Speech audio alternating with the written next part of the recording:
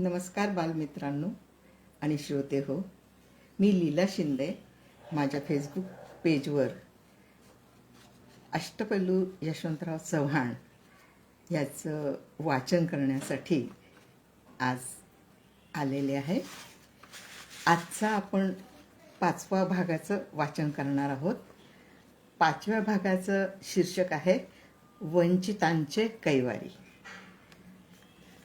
यशवंतराव चव्हाणांच्या बाबतीत आपण विचार केला तर त्यांचं एकंदरीत बालपण, त्यांचं विद्यार्थी जीवन हे ग्रामीण भागामध्ये, खेड्यामध्ये गेलेलं आहे. खेड्याचं खरं रूप जे आहे ते त्यांनी अनुभवलेलं आहे.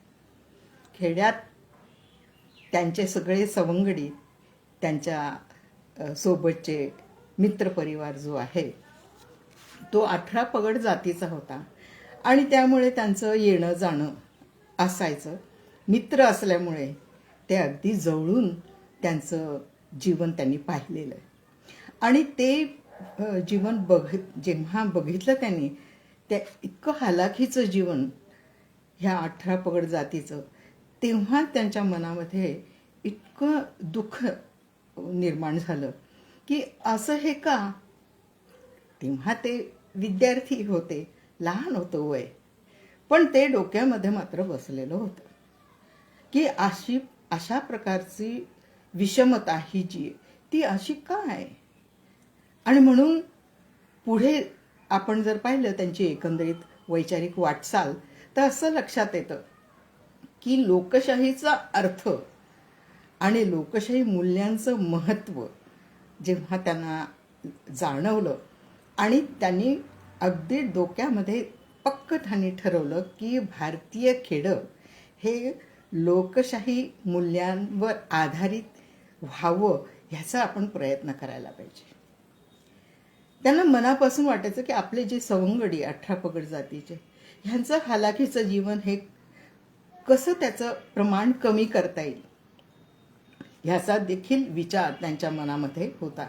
जेव्हा ते राजकीय सुज्ञ पुढारी म्हणून उदयास आले आणि जेव्हा संयुक्त महाराष्ट्राच्या मुख्यमंत्री पदाचा पदभार स्वीकारला, तेव्हा त्यांनी अत्यंत निर्भयपणे, निडरपणे समाज सुधारणेचे संबंधीचा विचार त्यांच्या मनातला तो होता. त्या अनुषंगाने कठोर कायदे तयार केले. सामाजिक प्रश्न, समस्या की ज्या मानवी जीवनामध्ये एक प्रकारची विषमता निर्माण करतात, एक प्रकारचं विदारक सत्य त्यामध्ये आपल्याला दिसून येतं की ज्या समस्यांमुळे त्या ज्या वंचित आहेत, दलित आहेत, जे दुःखी आहेत, शोषित पीडित आहेत, ह्यांच्या दुःखाचं निवारण कसं होईल ह्यासाठी म्हणून त्यांच्या मनामध्ये सातत्याने तळमळ आपल्याला आढळून येते. आणि त्याचाच परिपाक म्हणून जेव्हा ते मुख्यमंत्री झाले तेव्हा त्यांनी ही जी विषमता आहे, मग ती सामाजिक असेल, आर्थिक असेल, सांस्कृतिक असेल, शैक्षणिक असेल, ह्या सर्व अर्थाने त्या विषमतेमुळे निर्माण होणारे जे दाहक प्रश्न आहे, सामाजिक प्रश्न, सामाजिक समस्या आहे, त्याच्या निवारणार्थ आपण जाणीवपूर्वक प्रयत्न करायला पाहिजे. आणि त्याच्यासाठी त्यांनी त्याचा अभ्यास केला, कायदे तज्ज्ञांचा सल्ला घेतला आणि तसे कठोर कायदे हे तयार केले आणि त्याची अंमलबजावणी देखील अतिशय प्रभावी आणि काळजीपूर्वकच व्हायला पाहिजे ह्याचं देखील त्यांनी लक्ष आवर्जून स्वतः घातलेलं आपल्याला दिसतं. त्यांच्या मनामध्ये पक्क हे होतं की माणुसकीचा हक्क हा प्रत्येकाचा आहे, म्हणून वंचितांना माणुसकीचा हक्क मिळावा ह्यासाठी त्यांनी खास प्रयत्न कायद्याच्या माध्यमातून केलेला आपल्याला दिसून येतो. बघा, कितीतरी अशी कायदे आपण उदाहरणासाठी घेऊयात की माणसाचं माणूसपण नाकारणारी अस्पृश्यता. खरं म्हणजे प्रत्येक व्यक्तीचं माणूसपण किंवा ते व्यक्तित्व जे आहे ती एक अस्मिता असते. पण तीच जर आपण नाकारलं तर काय उरतं बरं? त्याच्यासारखं दुःखच नाही. पण हे जाणवलं कुणाला? यशवंतराव हे केवळ राजकीय पुढारी नव्हते, विचारवंतही होते आणि ते संवेदनशील सामाजिक विचारवंत होते. आणि म्हणून ते त्यांना जाणवलं की माणसाचा माणूस पण नाकारणार ही अस्पृश्यता जी आहे ती नष्ट व्हायला पाहिजे. आणि त्यासाठी त्यांनी कठोर असे कायदे केले.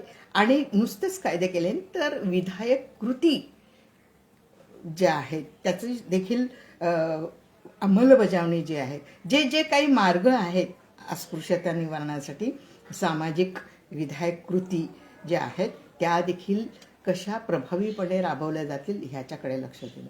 आणखीन आपण एक अत्यंत महत्त्वाचा सामाजिक प्रश्न जो ग्रामीण भागामध्ये केवळ रूढीग्रस्ततेमुळे आणि अज्ञानाच्या अंधारात चाचपडणाऱ्या समाज व्यवस्थेला किती हालाखीचं जीवन केवळ अज्ञानापायी, किती अन्यायाचं अन्याय आणि शोषणाचं परमबिंदू जो आपण म्हणावा, जसं अस्पृश्यता आहे तसंच महार वतनी गुलामगिरी महार वतनी गुलामगिरी ही नष्ट व्हावी म्हणून कठोर कायदे तयार करून माणुसकीला न्याय मिळवून दिला. बघा म्हणजे किती मोलाचं, म्हणजे हे केव्हा घडतं? मोलाचं कार्य घडलं हे ठीक आहे, पण त्याच्या मागे काय?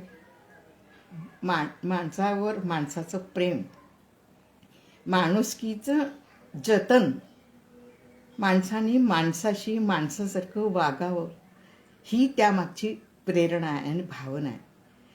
एक राजकीय पुढारी किंवा नेतृत्व जे आहे ते कायद्याचं निर्मिती करू शकतात, कायद्याचं अंमलबजावणी करू शकतात, पण कायदा तयार करण्याच्या आधी जे संवेदनशील मन असतं, भावना असतात आणि विचार, पक्का विचार जो आहे त्याचा यशवंतराव चव्हाण यांच्या स्पष्ट असा आपल्याला आढळून येतो की त्यामध्ये माणसाबद्दलचं असलेलं त्यांचं प्रेम, की प्रत्येकाला लोकशाही मूल्यानुसार जीवन जगणं सुसह्य होईल तरच खरं म्हणजे खऱ्या अर्थाने लोकशाही आपण स्वीकारले असं होईल, की प्रत्येक या देशाचा, ह्या राज्याचा प्रत्येक नागरिक एक माणूस म्हणून जगण्याची त्याला संधी मिळावी. त्याच्यासाठी स्वातंत्र्य, समता, बंधुता, न्याय, समान न्याय तत्व, धर्मनिरपेक्षता, सामाजिक एकात्मता ही सगळी मूल्ये जी आहे ती जोपर्यंत आपण अंगीकारत नाही, ती आत्मसात करत नाही, ती रुजत नाही आणि ती रुजल्याशिवाय समाज व्यवस्थेमध्ये अंगवळणी पडत नाही, तोपर्यंत त्या लोकशाहीला काही अर्थच नाही. राजकीय लोकशाही तशी जर पाहिली तर फार काही एवढी म्हणजे हा प्रश्न, हा सामाजिक प्रश्न अस्मितेचा, माणूसपणाचा जो आहे तो सुटू शकत नाही. आणि हा विचार, हा एक विचारांचा स्पष्टपणा हा जो आहे यशवंतराव चव्हाणांमध्ये आपल्याला आढळून येतो. आणखीन एक महत्त्वाचं काम की ज्यामुळे तुम्ही आम्ही म्हणजे जे तरुण युवक जे पिढी जी आहे ती घडली केवळ यशवंतरावांच्या निर्णयामुळे. की त्यांनी पाहिलं की राष्ट्राचा पाया ही बालकं असतात, तर तरुण हे जे आहे हे तर मूलभूत आधार आहेत राष्ट्राचा. पण नुसतं तरुणांची, आता आपण बघतो आहोत आपल्या लोकसंख्येमध्ये तरुणांची संख्या जास्त, पण नुसती संख्या जास्त असून काय फायदा जर ती कार्यक्षम नसेल, जर ते खऱ्या अर्थाने सुशिक्षित नसतील, जर त्यांच्यामध्ये समाजामध्ये तशा प्रकारचा योग्य शैक्षणिक व्यवस्थेमध्ये योग्य न्याय मिळत नसेल, संधी मिळत नसेल, तर त्यांचा व्यक्तिमत्वाचा विकास कसा घडेल? व्यक्तिमत्वाचा विद्यार्थ्यांच्या किंवा तरुणांचा व्यक्तिमत्व विकासाची संधी उपलब्ध व्हावी. आणि कारण तरुण वर्ग हा जर म्हणजे संपन्न असेल तर साहजिकच तो देश, तो प्रदेश हा देखील संपन्न होत असतो. आणि म्हणून तो इतका त्यांनी बारकाईने विचार केला की आपल्या तरुण वर्गाला, मग तो कुठल्याही स्तरातला असो, सगळ्यांना समान न्याय या तत्वावर ज्ञान विज्ञान शाखेचं शिक्षण हे प्रत्येकाला मिळावं असं अशा प्रकारची एक मूलभूत सुधारणा त्यांनी शिक्षण व्यवस्थेत केलेली आपल्याला दिसते. कारण शिक्षण हे परिवर्तनाचं मूलभूत साधन आहे. समाज व्यवस्था बदलायची असेल, समग्र समाज व्यवस्था म्हणजे जी व्यवस्था समाजाला किंवा तरुणांना विकासाची संधीच देत नसेल किंवा त्यातून त्या तारुण्याची ऊर्जा किंवा जी क्षमता आहे त्याला वाट मोकळी होत नसेल, विकास प्रक्रियेला त्यांचा हातभार लागत नसेल, तर ते शिक्षण कुचकामी आहे किंवा ते तरुण हे जे आहे ते कुचकामी आहे.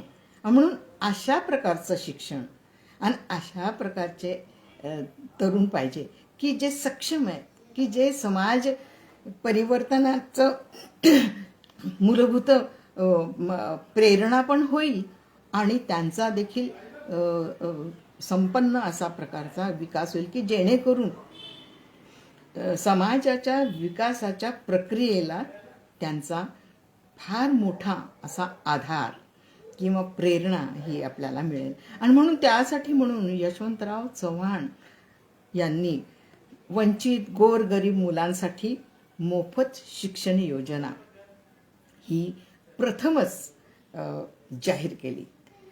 आणि त्यातून आज आपण दिसतंय आपल्याला की आजचा महाराष्ट्र हा किती पुरोगामी, किती प्रगतिशील आणि किती कृतिशील झाला आहे. आणि आज त्या मोफत शिक्षण योजनेमुळे आणि त्या सवलतींमुळे आज आपण जर पाहिलं तर लाखो वंचित, दलित, पीडित जे तरुण आहेत ते शिक्षित झाले, सक्षम झाले आणि कृतिशील झाले आणि त्यांनी समाज व्यवस्था जी आहे ला एक गती दिली.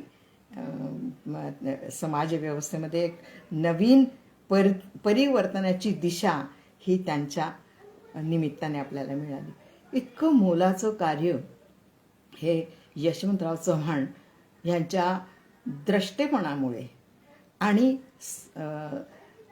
संवेदनशील सामाजिक विचारांमुळे हे घडलं. आणि त्यामुळे आपण त्याचा गंभीरपणे सगळ्यांनी विचार करायला पाहिजे की असा हा नेता जो आहे की ज्यांनी संपूर्ण समाज मूलतः बदलण्याचा आणि ते बदलाची ही प्रक्रियाची सगळ्यांसाठी लोकशाही मूल्यावर आधारलेली ही आपल्याला मिळाली, हे आपलं भाग्य आहे. आजचं बघा, हा माझ्या अष्टपल्लू यशवंतराव चव्हाण या पुस्तकातला 5वा भाग ह्याचा आपण वाचन करूयात. त्या 5व्या भागामध्ये ह्या सगळ्या गोष्टी आपल्याला लक्षात येतील की कशा पद्धतीचं त्यांचं सामाजिक दृष्टिकोन जो होता तो किती व्यापक आणि विशाल होता. आणि त्यामुळे आज आपला हा महाराष्ट्र, तुम्ही आम्ही सगळे हे ह्या महाराष्ट्राला गतिमान करण्याचं आपल्याला संधी त्यांच्यामुळे मिळाली ना आपणही गतिमान झालो. वंचितांचा कैवारी. छोट्या खेड्यात गरीब शेतकरी कुटुंबाचं जीवन किती हालाकीचं असतं हे यशवंतरावांनी प्रत्यक्ष अनुभवलं होतं. खेड्यातील बहुसंख्य लोक दिवसभर काबाड कष्ट करून जीवन जगतात. त्यावेळी भारतातील सर्वच खेडी अज्ञान, दारिद्र्य, जातीयतेच्या विळख्यात अडकलेली होती. तरीही खेड्यातल्या लोकांमध्ये परस्पर संबंधाचा आपलेपणा होता. यशवंतरावांचे सर्व जाती धर्माच्या लोकांशी चांगले संबंध होते. आजोळच्या गावी शेजार हा धनगर, मुसलमान, रामोशी, सलगर यांचा होता. या सर्वांसोबत सहवासातून यशवंतराव यांचं व्यक्तिमत्व घडत गेलं. या वंचित घटकांचं जीवन, त्यांची दुःख काय असतात हे यशवंतराव जाणून होते. शोषित पीडित समाजावर होणाऱ्या अन्यायाचं निवारण कसं करता येईल या संबंधी त्यांच्या मनात तळमळ होती. यशवंतराव यांचा पिंड लोकशाही समाजवादी असल्याने माणसाचं माणूसपण जपण्याचं सामाजिक भान त्यांच्या ठायी होतं.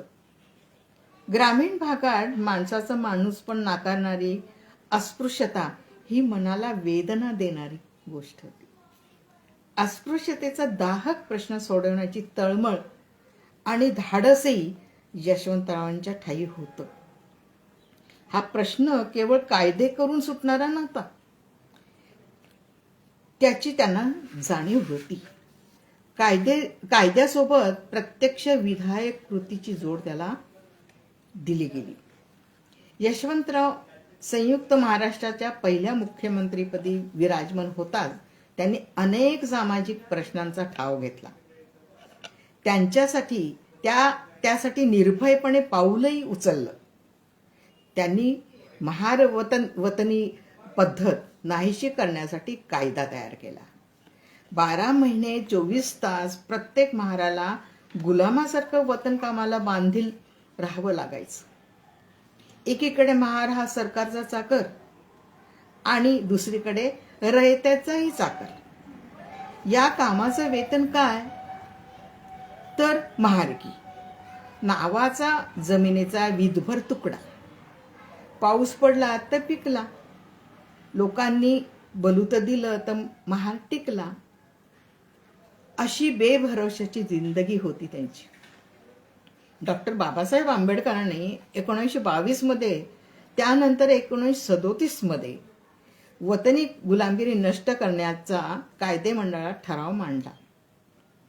डॉक्टर आंबेडकरांना 30 वर्ष या प्रश्नासाठी सतत लढावं लागलं. शेवटी 20व्या शतकात यशवंतराव यांनी वतनी गुलामगिरी विरुद्ध कठोर कायदा करून माणुसकीला न्याय मिळवून दिला. यशवंतराव यांची लोकशाही मूल्यांवर नितांत श्रद्धा होती. त्यामुळे यशवंतरावांना महार वतन हे माणुसकीला लांछन आहे, हा समाजाच्या प्रगतीचा वाटेवरचा फार मोठा अडथळा आहे हे त्यांना माहीत होतं. माणुसकीचा हक्क वंचितांना मिळायला हवा, त्यामध्ये उपकाराची भावना नको, असं यशवंतरावांना मनापासून वाटे. महाराष्ट्रात अस्पृश्य आणि नवबौद्धांची समस्या गंभीर आहे. ही समस्या सोडवण्यासाठी यशवंतरावांनी भूमिहीनांना भाकरीचा हक्क दिला. शेतीसाठी सरकारी पडीत जमिनी देऊ केल्या. डॉक्टर आंबेडकर जयंतीच्या निमित्ताने यशवंतराव म्हणाले, डॉक्टर आंबेडकर हे खऱ्या अर्थाने थोर होते. त्यांनी भारताला राज्यघटना तर दिलीच, पददलित समाजाला माणसात आणलं. त्यांनी प्रत्येक गोष्ट विचारपूर्वक केली. त्यांनी केलेला बौद्ध धर्माचा स्वीकार हाही विचारपूर्वकच होता. हे त्यांचं करणं योग्यच होतं असं माझं मत आहे. म्हणून आंबेडकर जयंतीची सुट्टी त्यांनी जाहीर केली. खेड्यातली जातवार समाज व्यवस्था नष्ट व्हावी, खेडं लोकशाही, स्वातंत्र्य, समता, बंधुता, समान न्याय या मूल्यांवर उभं राहावं, अशी यशवंतरावांची तळमळ होती. महाराष्ट्रातील तरुण पिढी सुशिक्षित व्हावी, आधुनिक ज्ञान विज्ञानाची त्यांनी कास धरावी. महाराष्ट्राच्या विकासासाठी या तरुण ऊर्जेचा योग्य उपयोग व्हावा, यासाठी त्यांनी खूप प्रयत्न केले. शिक्षण हे सामाजिक परिवर्तनाचं प्रभावी साधन आहे, यावर यशवंतरावांचा ठाम विश्वास होता. त्यासाठी शिक्षण क्षेत्रात मूलगामी सुधारणा घडवून आणली. आणि उपाययोजना देखील आखल्या. प्रत्यक्ष जीवन आणि शिक्षण याचा मेळ कसा घालता येईल यावर विशेष भर दिला. भारतीय राज्यघटनेच्या 46व्या कलमानुसार सामाजिक आणि आर्थिक दृष्ट्या वंचित घटकांचं हित साधण्यासाठी गरीब विद्यार्थ्यांना मोफत शिक्षण देण्याचं नियम त्यांनी प्रथमच तयार केले. यशवंतरावांच्या या मोफत शिक्षण योजनेमुळे शिक्षणाच्या प्रसाराला वेग प्राप्त झाला. महाराष्ट्रातील अनेक तरुणांच्या जीवनाला नवीन दिशा प्राप्त झाली. प्रगतीची वाट सापडली. आर्थिक आणि सामाजिक दृष्ट्या वंचित युवा वर्गाला व्यक्तिमत्व विकासाची संधी प्राप्त झाली. युवक हा राष्ट्राचा आधारस्तंभ, तो बळकट करण्याचा उद्देशाने यशवंतरावांनी शिक्षणाला प्राधान्यक्रम दिला. बघा किती विशाल व्यापक असा विचार शिक्षणासंबंधीचा हा यशवंतराव चव्हाण यांनी मांडलेला आहे, की ज्याची रसाळ फळं आज आपण उपभोगतो आहोत. आणि खरंच आहे, ह्या विचारांमुळे शिक्षण हेच प्रगतीचं प्रेरणा, शिक्षण हीच व्यक्तिमत्व विकासाची संधी, शिक्षण हेच विशाल मन आणि उदात्त विचार करण्याचं हे एक माध्यम, हे त्यांनी जाणलं होतं आणि ते घडावं अशी ही अपेक्षा आहे. आज आपण ह्या विचारांचा स्वीकार तर केलेलाच आहे, परंतु तो पूर्णतः अजूनही त्याचा पूर्ण समाज व्यवस्थेमध्ये रुजवण झालेली दिसत नाही. नुसतं शिक्षण घेऊन नाही चालणार, तर आपल्या समाज व्यवस्थेमध्ये सर्व आपले जे बांधव आहे, बंधुत्व आपण मूल्य स्वीकारलेलं आहे, लोकशाही मूल्य, आणि म्हणून सगळे बांधव जे आहे त्या परस्पर बांधवांमध्ये एक प्रकारचा बंधुभाव हा निर्माण व्हावा. विषमता जी मनामध्ये जी आहे आणि भोवताली जी आहे ती कमी व्हावी, मन उदार व्हावी, मन उदात्त व्हावी आणि मन जोडणारी ही शिक्षण व्यवस्था असावी, हा विचार आपण स्वीकारायला पाहिजे आणि त्याची रुजवण आपल्या समाज व्यवस्थेमध्ये व्हावी ही अपेक्षा आपल्याकडनं आहेच आणि ती व्हायला हवी असा हा विचार आपल्याला यशवंतरावांनी त्यांच्या विचार परंपरेतून आपल्यामध्ये संस्कारित केलेले आहेत. बघा, म्हणजे यशवंतराव चव्हाणांचं वंचितांसाठीचा जी एक आत्मीयता होती, माणूस म्हणून, दुसरं वंचित घटक त्याला नाव बिव काही देण्याची काही गरज नाही, माणसाला माणसासारखं माणूसपणाने जगवणं आणि जपणं हाच त्याच्या मागचा उद्देश होता आणि तो उद्देश आपण साकारूयात. ह्या निमित्ताने आपण, या वाचनाच्या निमित्ताने आपण हे काम पुढे नेऊयात असं मला वाटतं. आपण रोज माझ्या वाचनासाठी आवर्जून उपस्थित असता. बालमित्रांनो, तुम्ही देखील जसा वेळ मिळेल तुम्ही नक्की ऐका, कारण हे पुस्तक तुमच्यासाठीच लिहिलेलं आहे. की यशवंतराव चव्हाण हा आपल्या महाराष्ट्राचे पहिले मुख्यमंत्री, त्यांनी केवळ मुख्यमंत्री म्हणून पद हे त्यांनी स्वीकारलेलं नव्हतं, तर समाजाचं उत्थान, समाजाचं पुरोगामी समाज कसा व्हावा, समाजाला एक प्रगतिशील दिशेने कशी वाटचाल होईल ह्या संबंधीचा विचार त्यांनी आपल्याला दिलेला आहे. आणि म्हणून ह्या पुस्तकाचं वाचन करण्याचा माझा उद्देश आहे. आणि तुम्ही देखील प्रत्यक्ष हे पुस्तक मिळालं किंवा घ्या आणि नक्की वाचा, तर आपल्याला नेमका तो विचार जो आहे आणखी ते आपण आत्मसात करून रुजवू शकू असं मला वाटतं. आपण खूप छान प्रतिसाद देत आहेत, त्याबद्दल आपला मनापासून तुमचं धन्यवाद करते. उद्या ह्याच वेळी आपण परत भेटूयात. पुढचं भाग आहे ह्या पुस्तकातला 6वा भाग, सात्विक आणि सोज्वळ सहजीवन. तर त्याचं आपण उद्या वाचन करूयात. उद्या परत भेटूयात. नमस्कार.